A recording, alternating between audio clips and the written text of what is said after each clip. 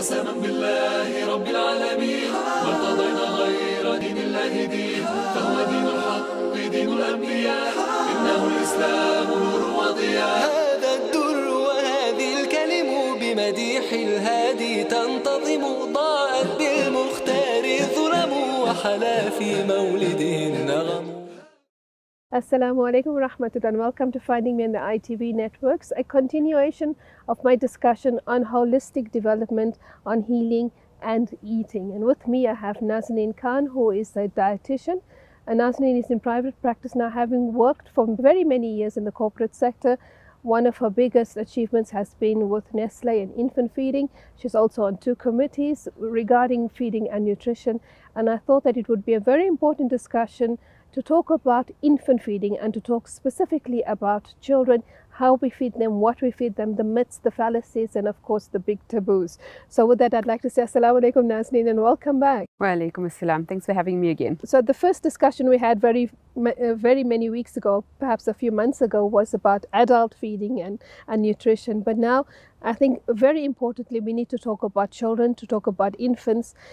You see so many mothers doing strange things, telling you strange things, and like, you know, we've often found that everybody's a doctor, everybody's a nutrition, everybody is a health expert. So there are many things that need to be unpacked.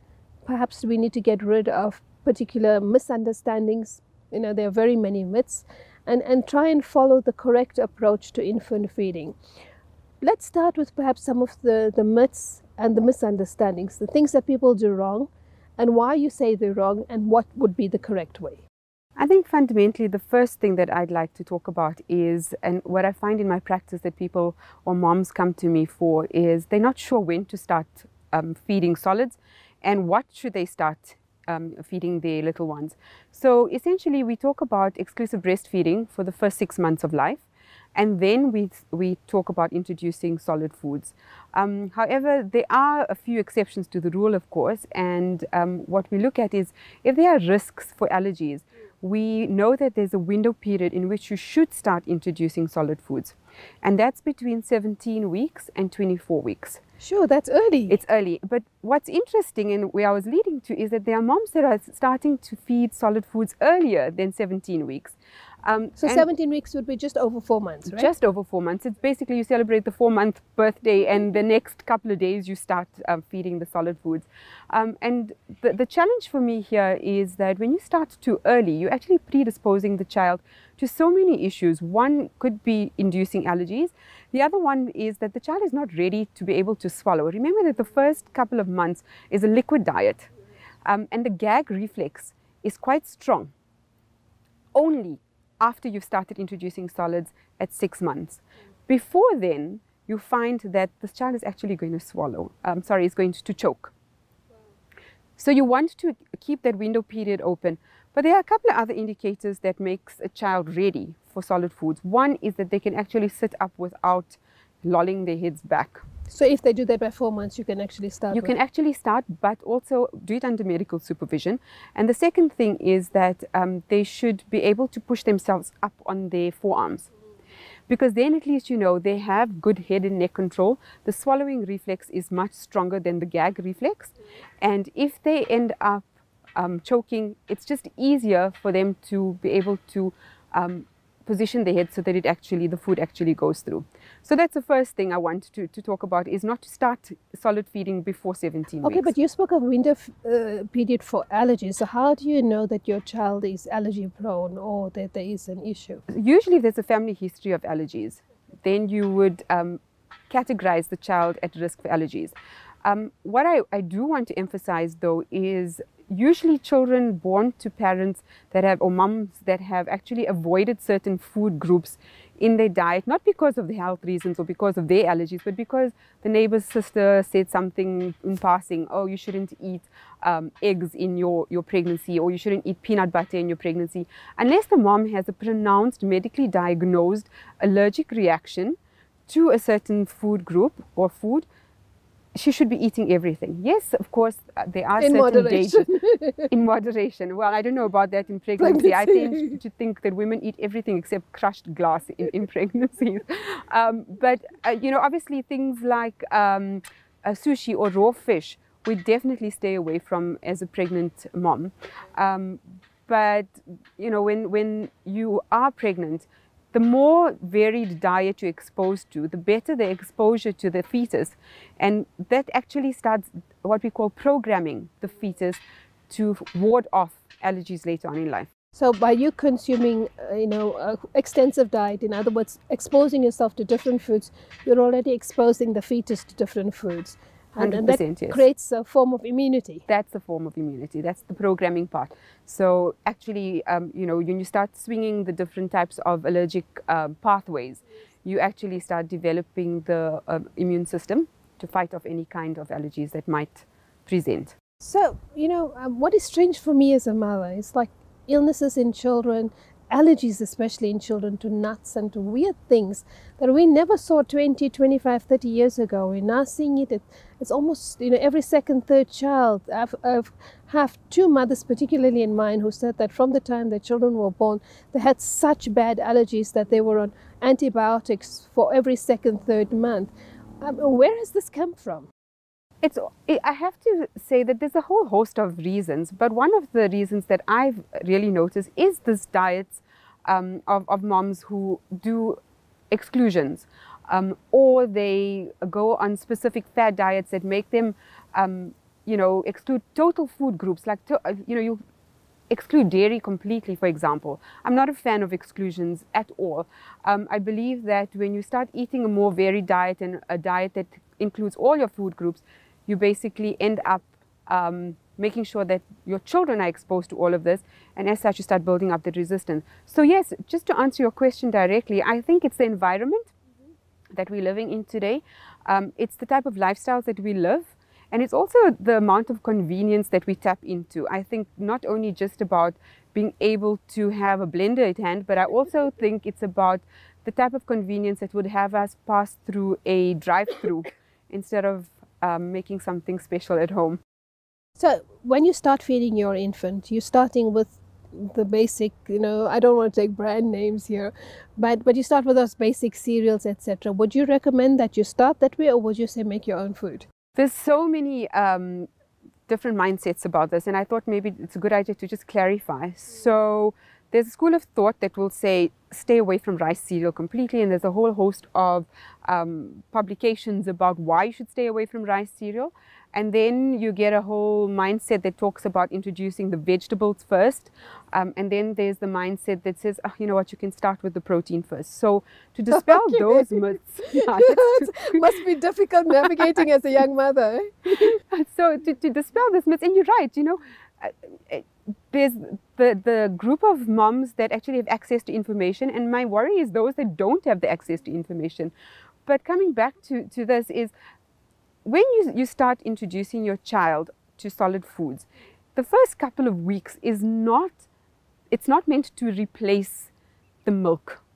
It's not the single source of nutrition or the main source of nutrition. It's actually to teach that swallowing reflex to something different than just an all liquid diet. That's the first thing. Second thing is, what we need to start considering is at a certain stage in a child's life, and that's around 4 to 6 months, the iron stores of a child start becoming depleted.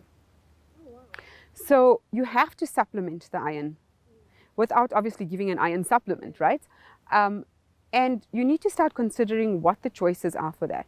Now, while vegetables, certain vegetables are known to have high iron, you'd probably have to puree about 2 kilos of spinach. I mean, have you boiled spinach, a bag of spinach, and it's come out to exactly 4 leaves after? But you probably have to get through all of those spinach leaves to be able to give a certain amount of iron. So the best thing that you could do is to look for an iron fortified offering.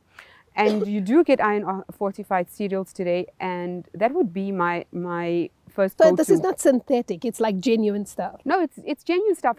It's rice cereal. A lot of the cereals today have a very much reduced sugar content. So personally, I've used it in my child.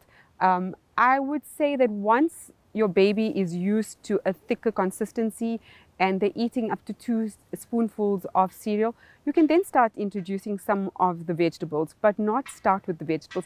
Think about it, Quraysha.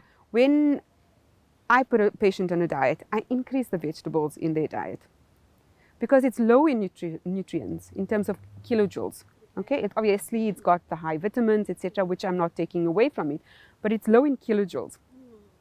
And now if I'm replacing a feed, for example, whether it's breast milk or formula, etc., and I'm replacing it with a low calorie food, I'm actually kind of cheating my child of the nutrient density. And will they then also get more hungry more often? Ideally they would, because again, I mean, vegetables, fruit, not the most satisfying, especially if you're taking away the peels and the pits. There's not much of fiber left in there.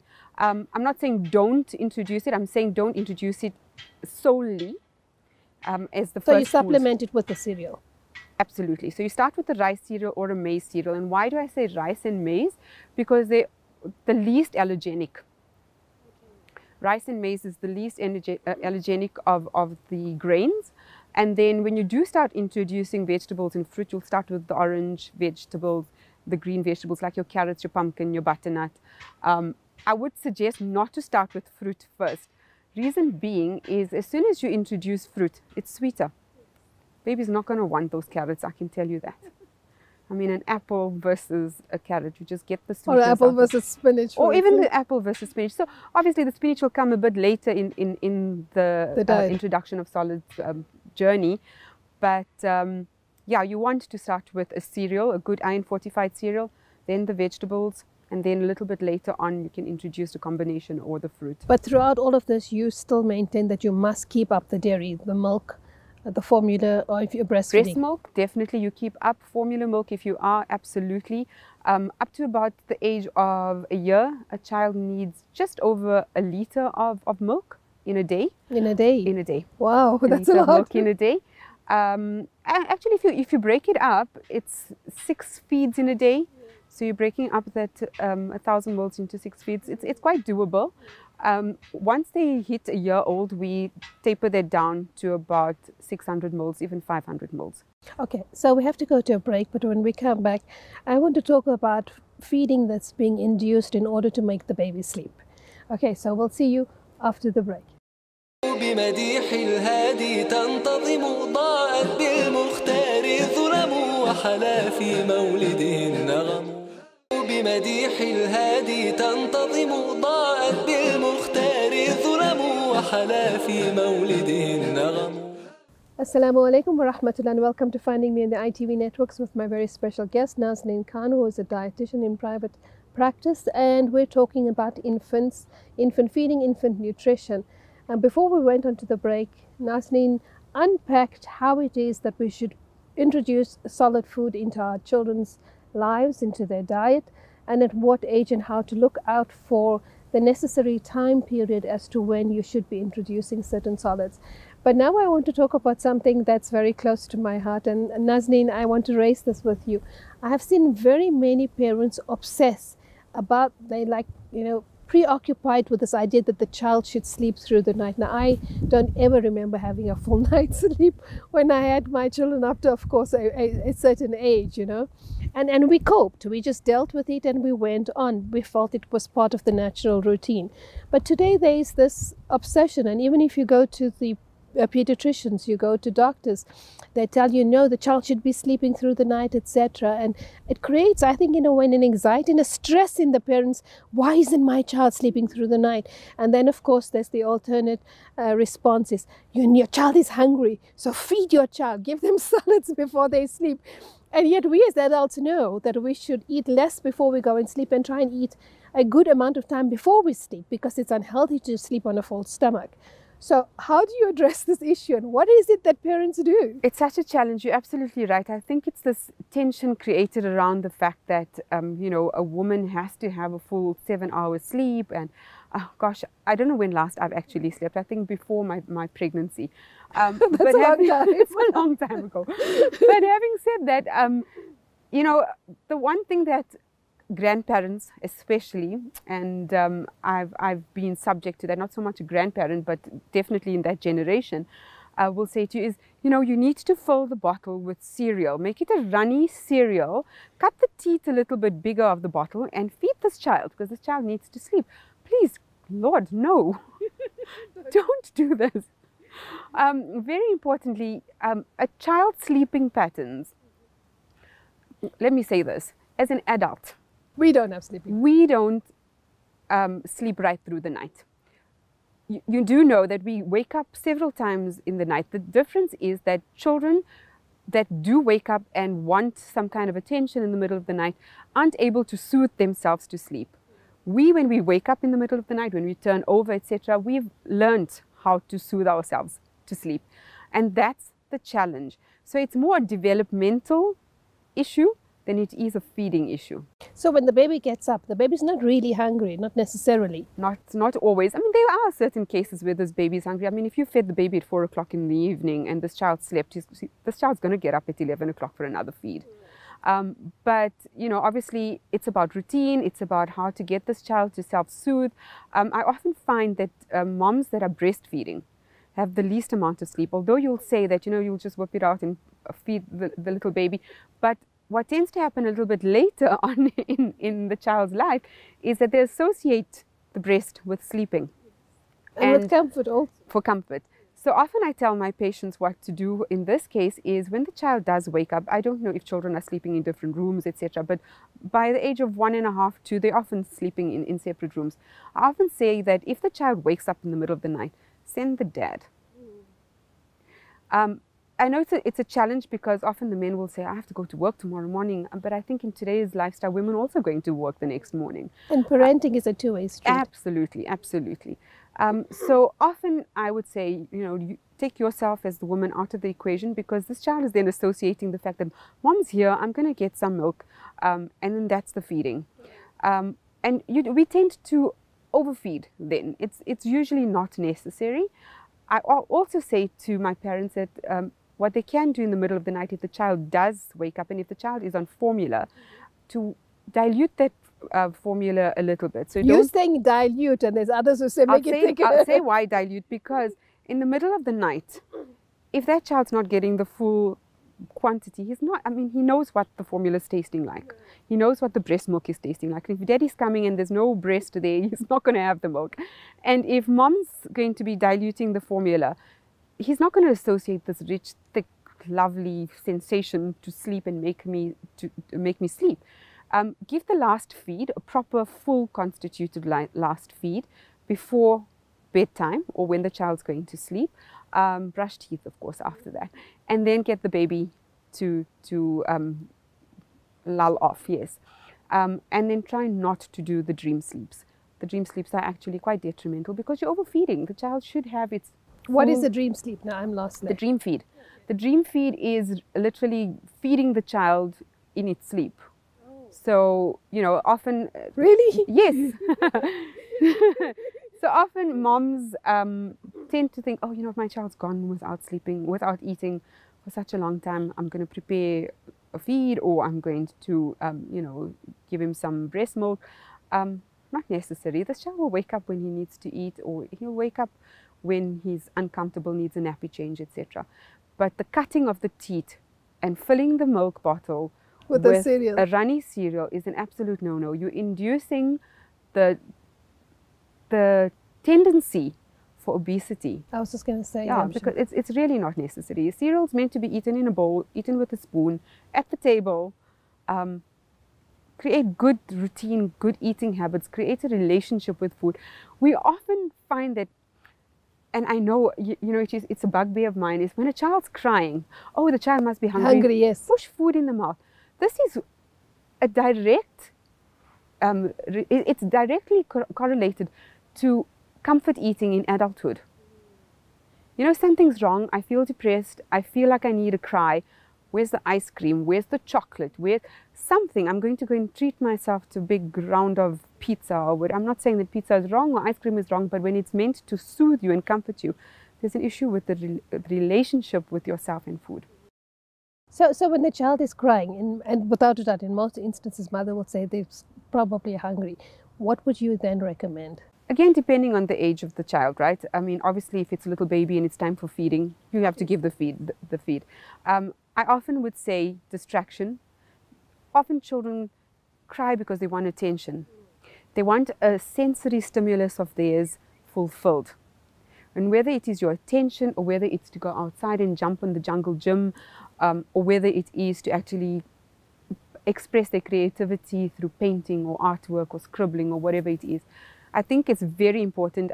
In my practice, there's a lot of focus on sensory development. And I'll give you an example. Not so long ago, there was a child on the other side of the spectrum who refused to eat. And we created sensory bins. And what sensory bins are really household goodies, food items that are not obviously dangerous and you won't be able to get choked on.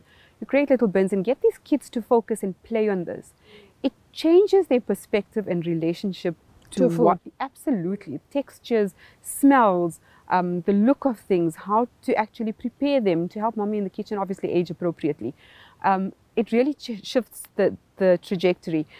But when a child is crying and looking for attention, as a mom, you would know what a child is looking for. It's the instinct. You would know also, I think, you know, when my little one was growing up, or when he was a baba, I mean, he's still a little baby, but when he was a baba, I could figure out the distressed crying From them. and the crying for attention. There's something I want to ask you also. I found in very many mothers, and that is that the child has to finish the food. Now, I mean, I've seen with children, when you feed them, they'll eat, and at a certain point, they'll just refuse to eat more.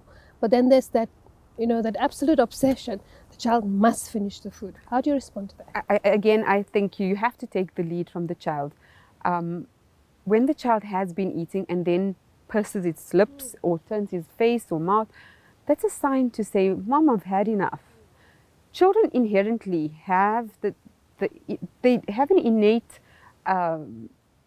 need to satisfy their hunger when they're hungry. And children will never starve, They right? will never starve. Okay. They will never starve. My They're mother gonna always come used to to tell you. me that.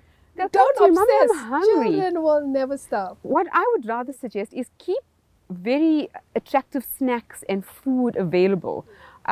Make them understand that there's dinner time, there's snack time. Make them understand that, you know, this is when you should be eating an apple, this is when you should be eating your rice, etc. And create dinner time. Don't you eat before them and then expect them to sit before you or after you.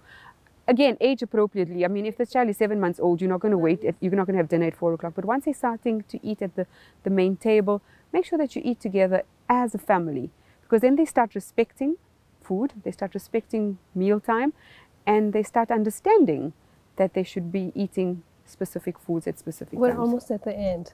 What would you like to specifically bring home in terms of, you know, infant nutrition? There's so much I could actually still talk about, but the one message that I really want to communicate is don't let your preferences as a mom influence your child's eating habits. We like salt, we like sugar, we like spice. I'm not saying don't add that at any stage, but when a child is starting solid foods, there is no need for sugar, there is no need for salt, there is no need for spice. Yes, we do prepare foods later on in life. I mean, those kids will start eating home foods, but the salt and sugar especially, try and stay away from until the child's eating from the home pot. Wow, okay, so that's at what age? About 2 years? Well, I would say about a year and a half. So when you start dishing out the same food and you're not preparing a separate meal, that's when obviously I would still say go easy on the salt. But the sugar. we teach the children sweet and salty. They don't understand it before. Okay, and that's very important. Very important, because those are those are the types of ingredients that will either push you towards hypertensive, diabetes. One last quick comment about probiotics or prebiotics for infants. Absolutely a fan. Absolutely a fan of probiotics for infants. Prebiotics you would find in some of the cereals, some of the formulas if you're formula feeding. Breast milk inherently has what we call the bifidogenic effect. So it generates probiotics in the breast milk. And then obviously to give, if you're formula feeding, to give something with probiotics is excellent. But also you get additional probiotics that you could add to food. Just also give it in a teaspoon. So usually it's like a drop. It's a drop for children, right? It's a drop. Okay, Nazneen, thank you very much for sharing this very valuable information, and hopefully we can learn to shed the myths and the housewives' tales and focus on doing something that is really important, necessary and healthy for our children. After all, eating and the attitude to food plays or comes a long way in developing healthy adults. Inshallah. Jazakallah. Thank you very much. Fi amanillah. Wassalamu alaikum wa rahmatullah.